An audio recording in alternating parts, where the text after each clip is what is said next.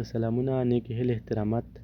د ټولو ناول خو ټولو مسلمانانو ته د روژې مبارکه میاشت ډېره ډېره مبارک شه.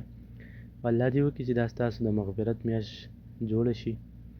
نو قدرمنو، داسې راوتي بهر په واک باندې، نو دا تاسو وګورئ زموږ خواته چې کوم باغچه ده، په دې کې داسې بیا پروګرامونه او دا مختلف څیزونه دا سعودیان راوړي او دلته کې دا کوم مسافرونه دي، که هغه بنګالیان دي که پاکستاني، خو پکې ډېر زیات کم دي، او زیاتتر بنګالي او انډین چې کوم دي دا خلک ورته ناست وي او د دوی روژه ماتې همدغلته کې وي او بالکل فری سعودیانو دا مطلب دا څیزونه راوړي وي او دوی ته دا ورکوي، مطلب یو ثواب په خاطر باندې.